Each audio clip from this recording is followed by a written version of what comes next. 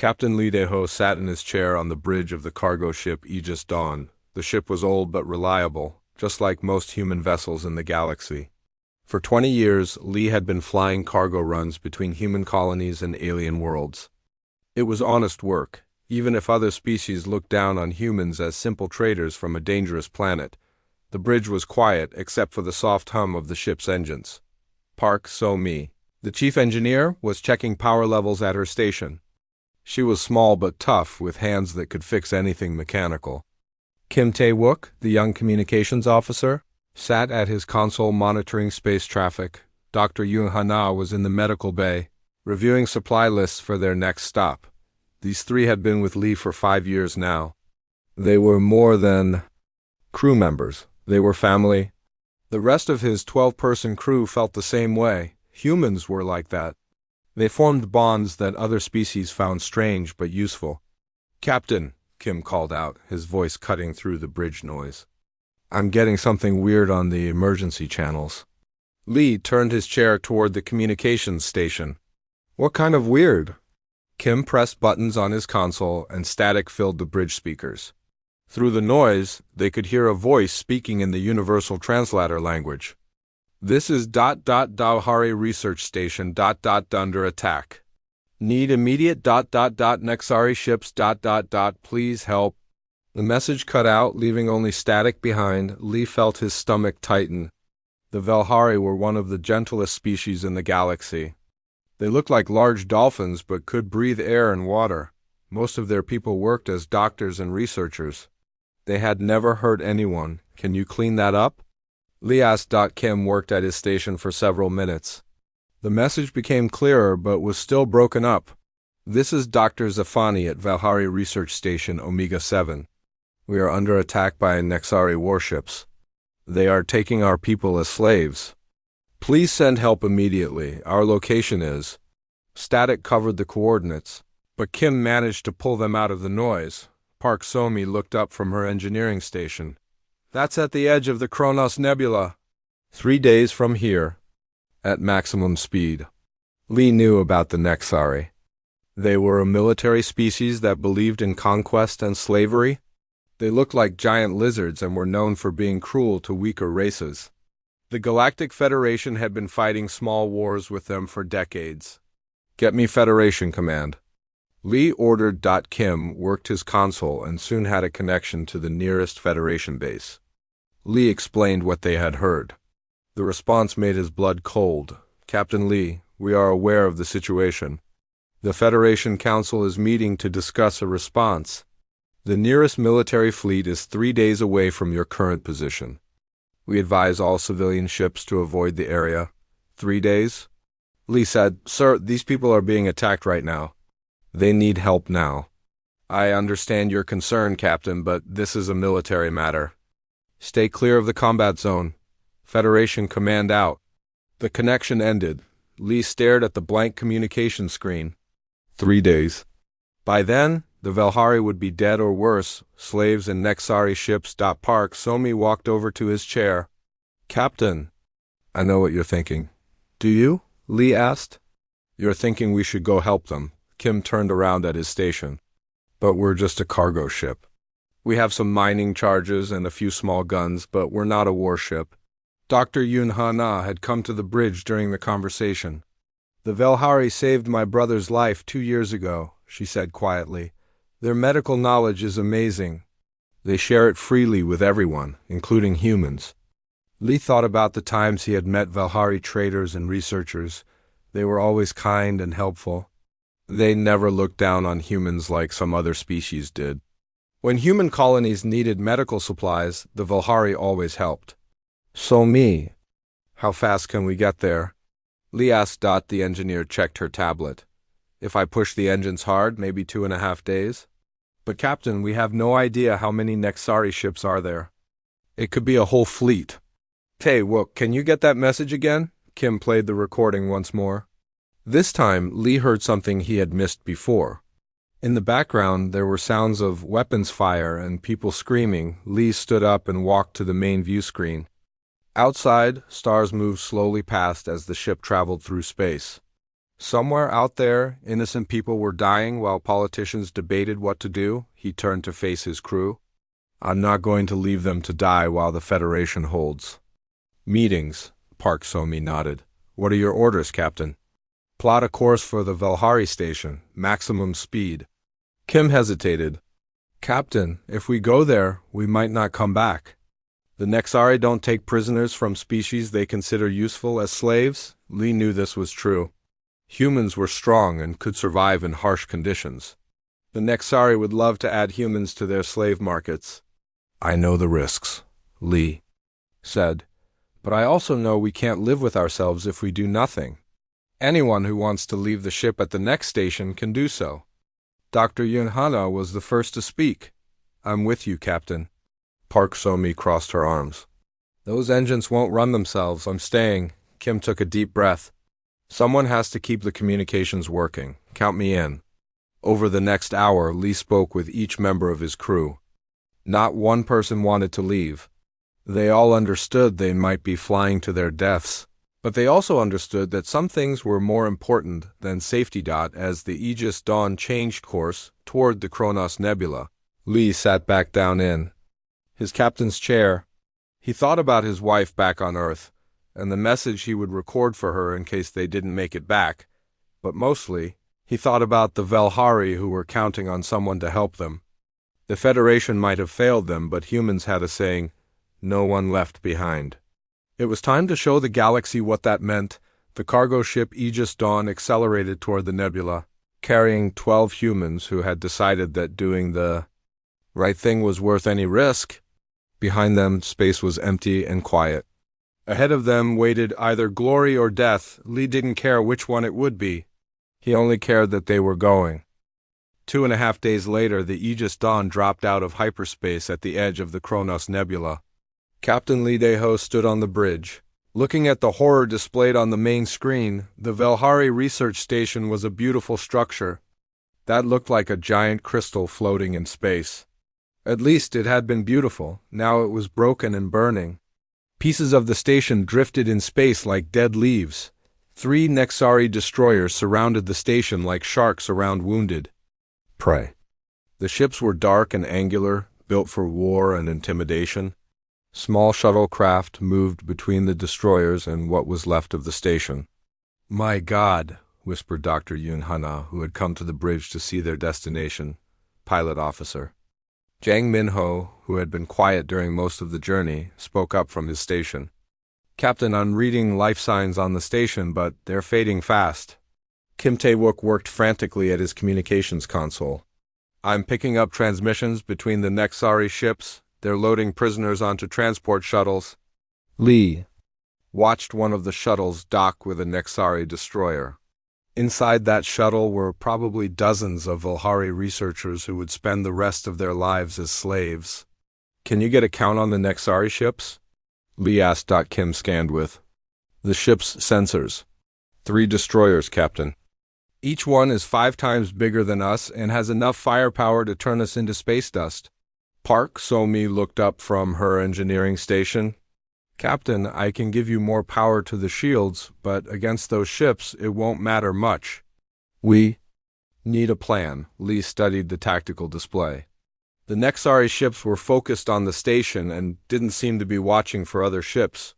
They'd probably thought no one would be stupid enough to attack 3 destroyers with a cargo vessel. They were probably right, Lee thought.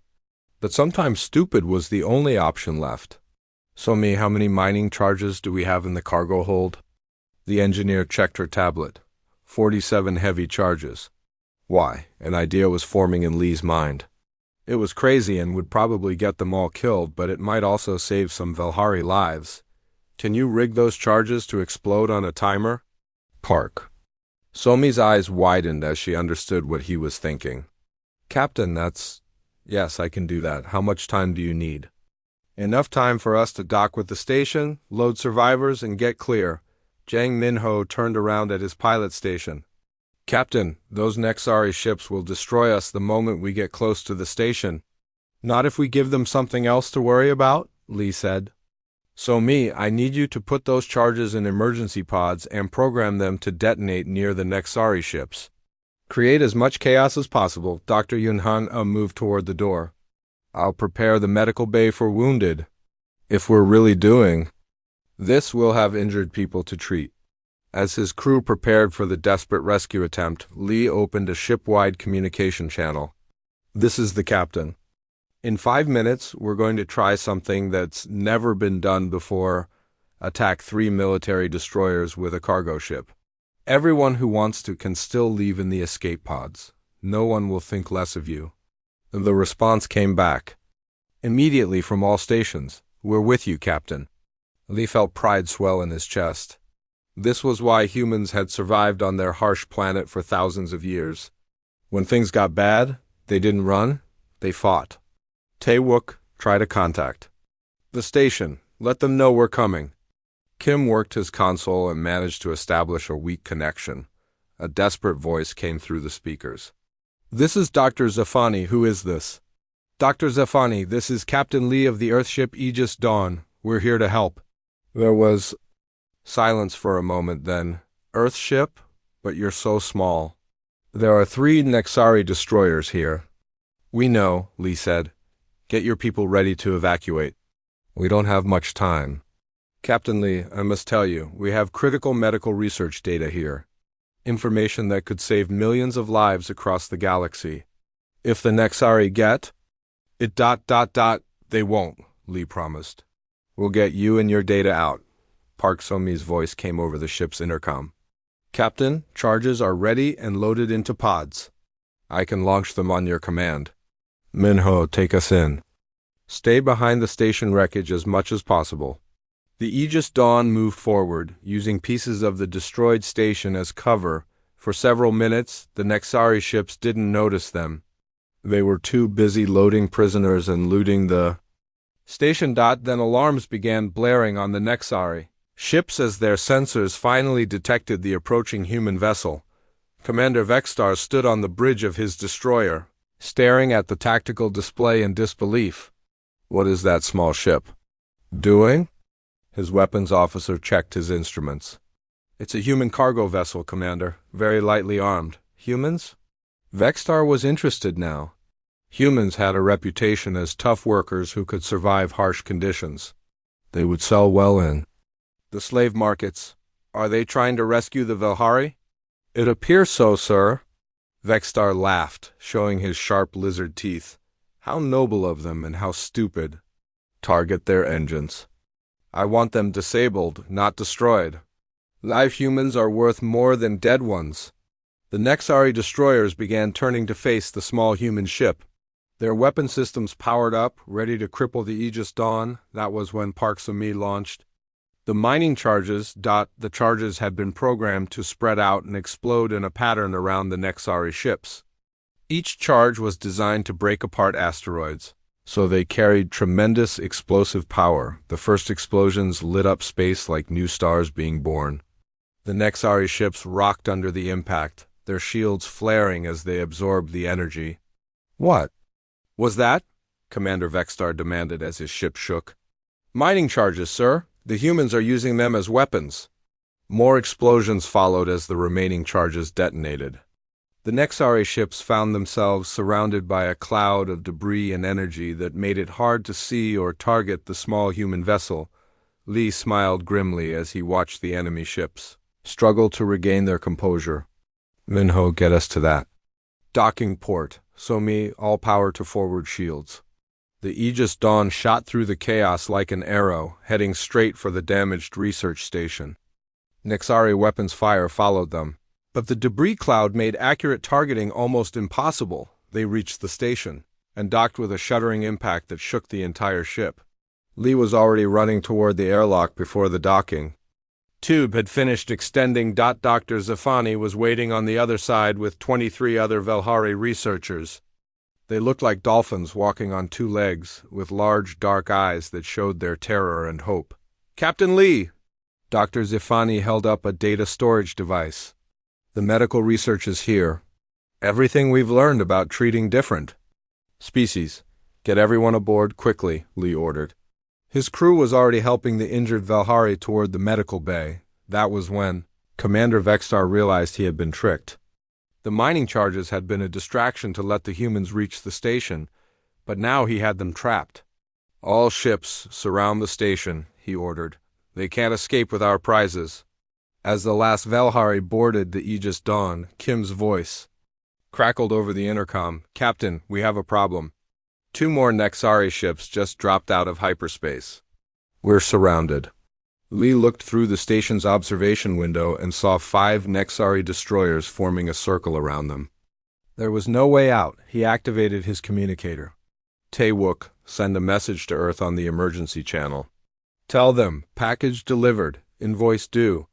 The message was Old Earth Defense Force code.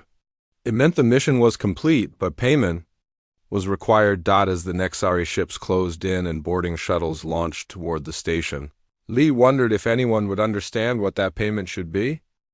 The boarding shuttles hit the research station like hammers hitting glass. Captain Lee Dae-ho heard the metal groaning as Nexari soldiers cut through the hull with plasma torches. He had maybe 2 minutes before they would break through. "Everyone back to the ship?" He ordered the rescued Velhari. Dr. Zafani clutched the medical data storage device like it was made of gold. Park Somi appeared at his shoulder, carrying a plasma rifle she had taken from the ship's small armory. "Captain, I sealed the airlock between us and the ship. If they want our people, they'll have to go through us first." Leon nodded and took his own weapon. Kim Tae-wook and Jang Min-ho had taken positions behind overturned tables and equipment. Dr. Yoon Hana was helping the last injured Velhari through the airlock to safety, the first Nexari. Soldiers broke through the station wall in a shower of sparks and melted metal. They were huge lizard-like creatures wearing black armor and carrying weapons that could punch through steel. Their yellow eyes glowed in the dim station lighting. "Surrender, humans," one of them hissed through his translator. "Commander Vexstar wants you alive." Lee fired his plasma rifle in response. The bolt of energy hit the Nexari soldier in the chest, but his armor absorbed most of the impact. The soldier stumbled but didn't fall. The fight was short and brutal.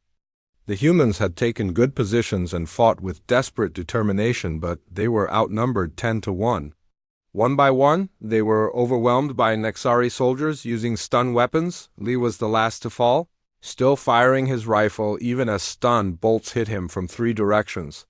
His last conscious thought was hoping that his coded message had reached Earth. 3 days later, Lee woke up in a prison cell aboard the Nexari ship Dominator.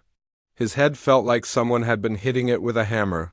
The cell was small and dark, with walls made of some kind of black metal. Park So-mi was in the cell across from him, and Kim Tae-wook was in the one next to her. All of his crew had been captured. Through the prison ship's corridors he could hear the sounds of other prisoners, not just humans, but dozens of different species. "Captain," So-mi whispered through the cell walls, "are you okay?" "I've been better," Lee replied. "Where are we?" "Nexari prison ship," Kim answered. "They've been bragging about capturing humans. Apparently we're worth a lot of money in their slave markets." Heavy footsteps echoed in the corridor. A massive Nexari soldier appeared, followed by a smaller figure in different armor. This one had more decorations and carried himself like an officer. "I am Interrogator Kalth," the smaller Nexari said. His voice was cold and smooth. "Commander Vexstar wants to know about Earth's military defenses." Lee stood up in his cell. "I'm Captain Lee Dae-ho, Earth Merchant Marine. My ship registration is—" "I don't care about your ship," Kalth interrupted. "I want to know how many warships Earth has, where they are stationed, and what weapons they carry." "I'm a cargo ship captain," Lee said. "I don't know military secrets," Kalth smiled, showing rows of sharp teeth. "We'll see about that." The interrogation sessions began immediately. They took Lee to a room filled with devices designed to cause pain without killing. Kalth was an expert at his job. He knew exactly how much agony a human body could endure before breaking, but Lee didn't break. Neither did Park So-mi when they questioned her about human technology. Kim Tae-wook told them nothing about Earth's communication networks. Dr. Yoon Hana revealed no medical weaknesses that could be used against humans. "Remarkable," Kalth said after the 3rd day of failed interrogations. "Most species tell us Everything after the first session, but humans ... You're different. Lee, his body covered in burns and cuts, looked up at his torturer. We're stubborn that way. What Kalth didn't know was that Park Somi had been busy during her time in the prison cells. As an engineer, she saw things differently than other people. She noticed that the prison ship's environmental systems made a specific sound every 20 minutes. She realized the security cameras had a blind spot near the cell doors. Most importantly, she figured out how to remove a small piece of metal from her cell's waste disposal unit. Using that piece of metal and her knowledge of electronics, Somi began carefully sabotaging the prison ship's systems. She was patient and clever, making tiny changes that wouldn't be noticed immediately but would cause problems later. Dr. Yoon Hana was making friends among the other prisoners. The Nexari kept many species in their prison ships, and Hana's medical knowledge made her valuable to injured prisoners of all kinds.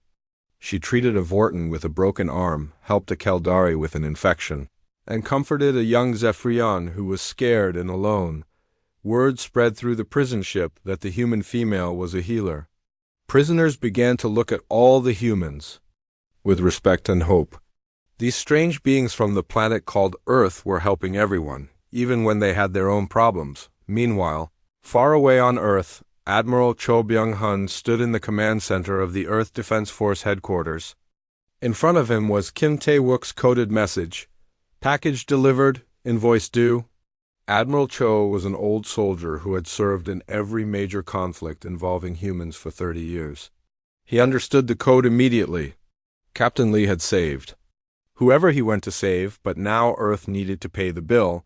The message also contained detailed information about Nexari ship designs, weapon systems, and fleet positions that Kim had observed during their capture. The young communications officer had managed to record everything even while under attack. Sir, his aide said, the Federation Council is still debating what to do about the Nexari attacks. Admiral Cho looked at the star charts showing the location of the prison ship. The Federation can debate all they want. Earth acts. He activated the emergency mobilization order. Every human warship, from massive dreadnoughts to converted mining vessels, received the same message. All ships report for combat duty immediately. Priority 1. Captain Lem Yoonji, commander of the destroyer Soul's Fury, was the first to respond. Admiral, what's our target? We're going to show the galaxy what happens when you capture humans, Cho replied. Prepare the fleet for maximum combat operations. Within 6 hours, 68 human ships were assembled and ready for battle. It was the largest fleet Earth had ever put together. The ships varied in size and design, but they all had one thing in common: crews who were angry about what had happened to Captain Lee and his people. As the fleet prepared to jump to hyperspace, Admiral Cho sent one final message to the Federation. Council, you failed to protect innocent people when they asked for help. Earth will not make the same mistake. The Earth Defense Force fleet vanished into hyperspace, heading toward a confrontation that would change how the galaxy viewed humanity forever. Aboard the prison ship Dominator, Commander Vexstar prepared for a special broadcast. He planned to execute the human prisoners in front of cameras, showing the galaxy what happened to those who interfered with Nexari operations. He had no idea that the largest human military force in history was coming to collect the bill for that interference. Commander Vexstar stood on the bridge of the Dominator, watching as his crew prepared the execution broadcast. In 1 hour, the galaxy would watch as he killed the humans who had dared to interfere with Nexari operations. It would send a clear message about the price of opposing the hegemony. Sir, his sensor officer called out, I'm detecting hyperspace signatures. Multiple ships approaching. Vexstar barely looked up from his preparations. Probably more Federation ships coming to negotiate. How many? Sir, I'm reading 68 contacts. That got Vexstar's attention. He moved to the sensor station and stared at the display in disbelief. The contacts were spreading out in a combat formation as they dropped out of hyperspace. What fleet could be that large? He demanded. Sir, I'm reading Earthship signatures. It's the entire human defense force. Vexstar felt cold fear run down his spine. Every intelligence report said that humans were traders and miners with only a small military. But the ships on his sensors told a different story. The center of the human formation was the massive dreadnought Seoul's Pride, flagship of Admiral Cho Byung-hun. Around it were destroyers, cruisers, and converted civilian ships that had been armed for war. The humans had brought everything they had. Admiral Cho stood on the bridge of his flagship, looking at the tactical display. The Nexari had 12 ships in the area, including the prison ship holding Captain Lee and his crew. "Captain Oh Sun-young," he said to his tactical officer, "what's our situation?" Captain Oh studied her instruments. "Sir, we have them outnumbered more than 5-1. Their ships are well armed, but our intelligence data shows weaknesses in their shield systems and engine designs." The intelligence data had come from Kim Tae-wook's observations during the capture. The young communications officer had managed to scan every Nexari ship he saw even while under attack. "Colonel Han Jae-sung," Admiral Cho called to his Marine commander, "are your boarding teams ready?" Colonel Han checked his tablet. 200 Marines in full combat armor, sir. We've studied the prison ship designs from the intelligence data. We know where they're holding our people." Admiral Cho opened their communication channel to the Nexari fleet. Commander Vexstar's face appeared on the main screen, trying to look confident despite the fear in his yellow eyes. "Human Admiral," Vexstar said, "you are in Nexari space without permission. Leave immediately or face the consequences."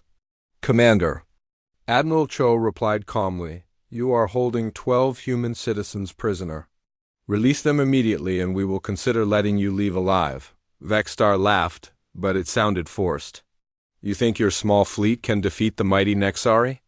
We have been conquering worlds while humans were still learning to make fire. Small fleet?" Admiral Cho smiled coldly. "Commander, you're about to learn why humans are called Deathworlders.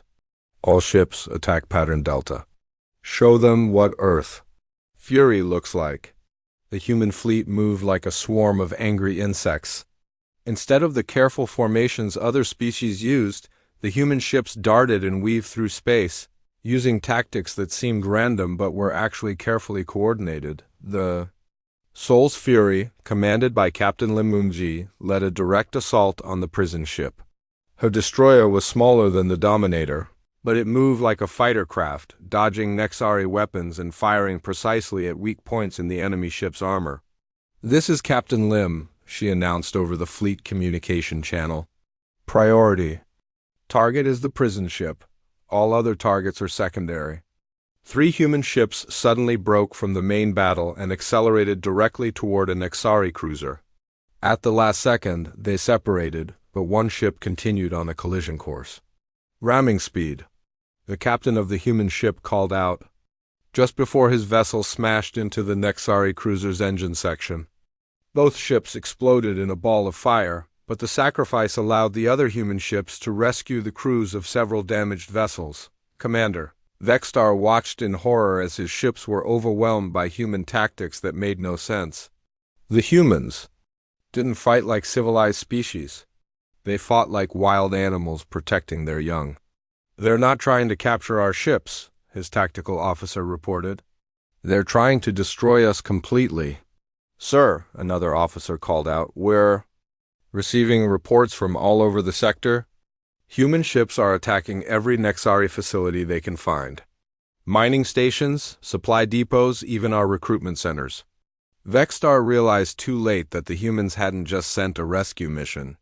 They had declared war on the entire Nexari.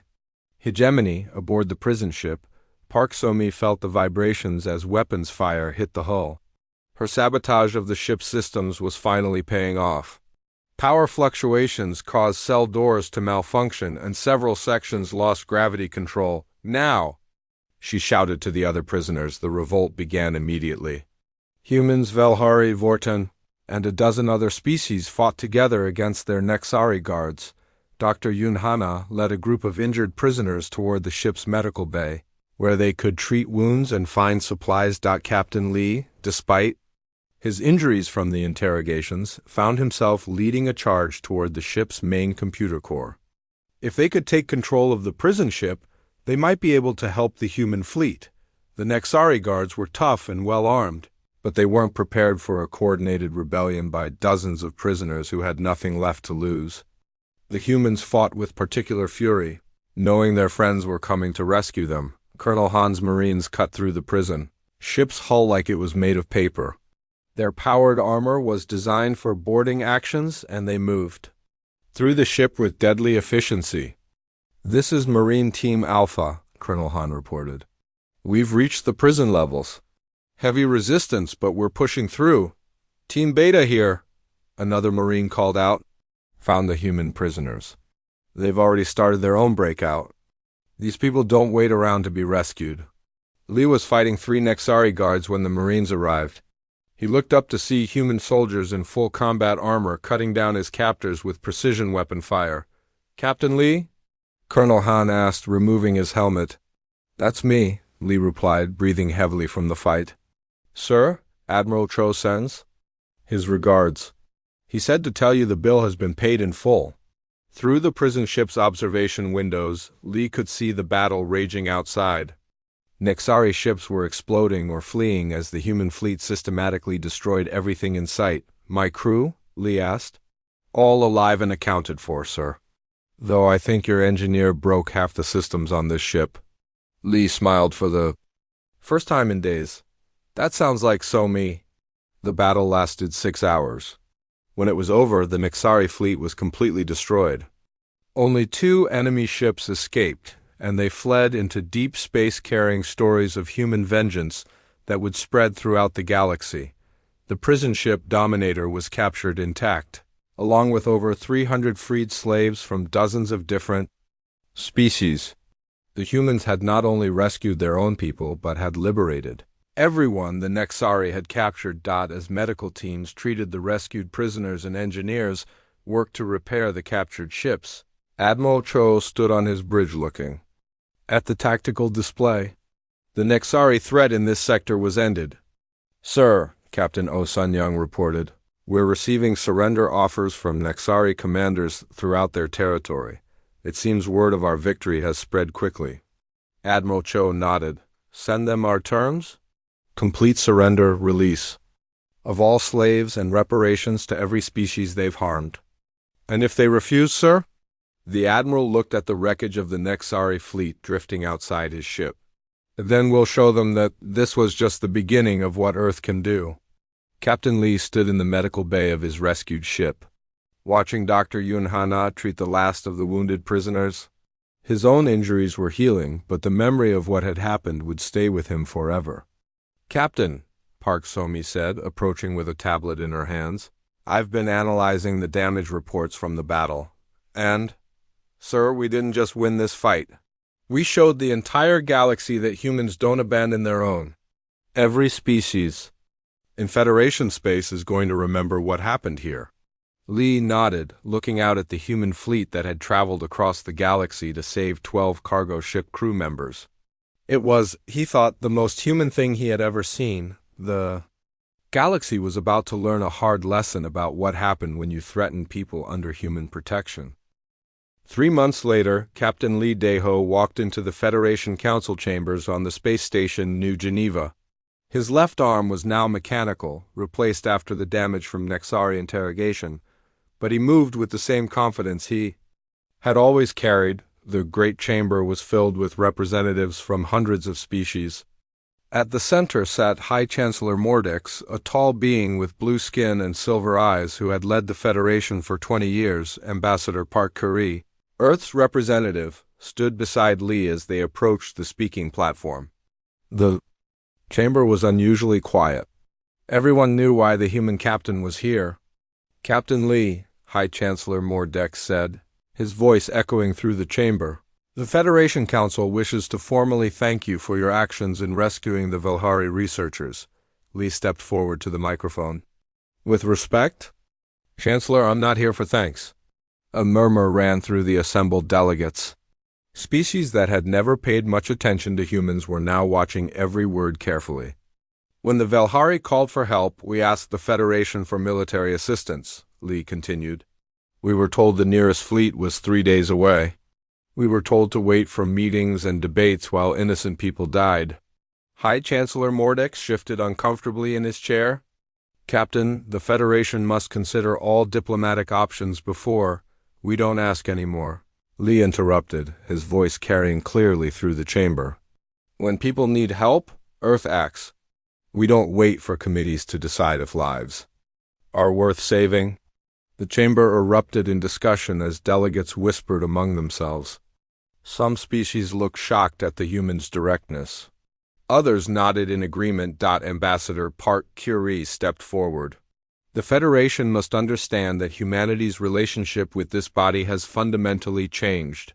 We are no longer the junior partners who accept whatever role you assign us. She activated a holographic display showing the aftermath of the Nexari conflict.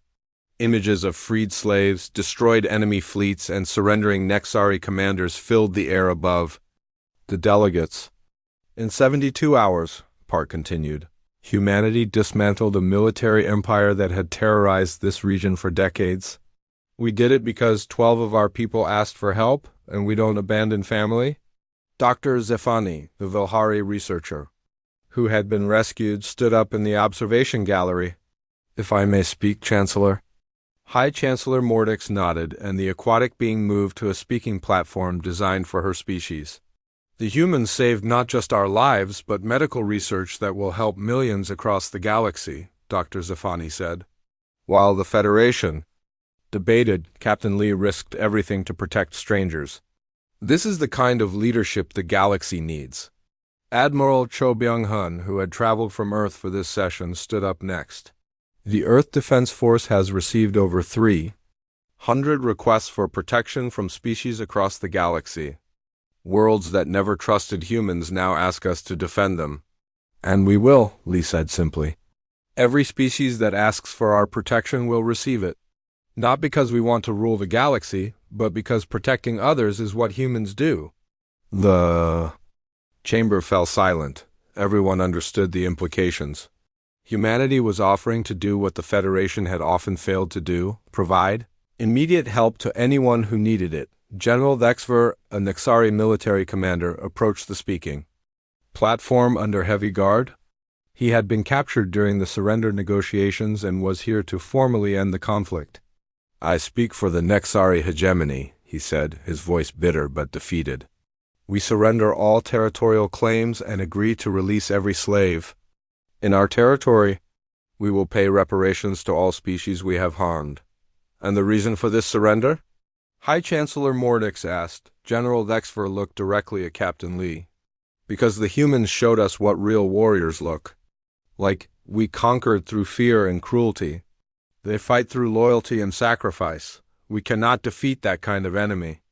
The formal proceedings continued for several more hours, but the real decisions had already been made.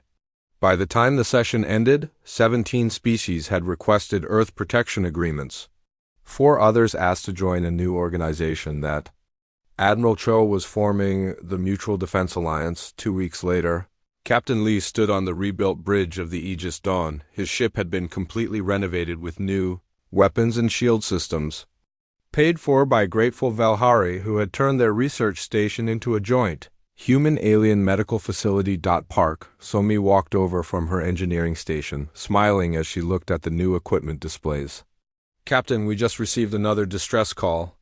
A mining colony in the Outer Rim is under attack by raiders. Kim Tae-wook turned around at his communications station.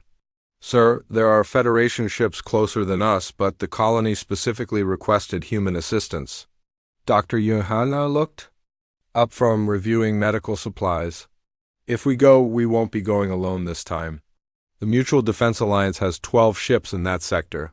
Lee looked at the star charts displayed on his screen. The galaxy had changed dramatically since their desperate rescue mission 3 months ago. Humans were no longer seen as simple traders from a dangerous planet. They were protectors, and that role came with both privileges and responsibilities. Jang Min-ho, he called to his pilot, plot a course for the mining colony, maximum speed. Yes, sir, Min-ho replied.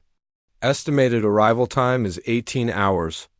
As the Aegis Dawn began its journey to another crisis, Lee reflected on how different this felt from their previous mission. Then they had been 12 humans flying alone into danger with no hope of backup.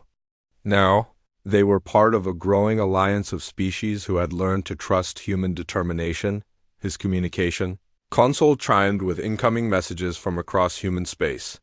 The destroyer Soul's Fury was responding to pirate attacks near the core worlds. The cruiser Bison Thunder was protecting a diplomatic convoy in contested space. Dozens of other human ships were scattered across the galaxy, all carrying the same message: no one left behind. The cargo ship that had started this change was now the flagship of a revolution in how the galaxy handled crisis situations.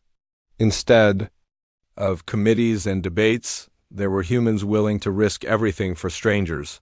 "Captain," Park Sumi said, interrupting his thoughts, "I've been thinking about what General Dexfer said.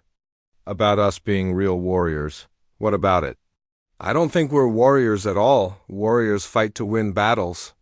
We fight to save people. There's a difference." Lee nodded. She was right. The galaxy had plenty of warriors, species that fought for territory, resources, or glory. What it had been missing was protectors, beings willing to sacrifice for others without expecting anything in return. Dr. Yoon Hana joined their conversation.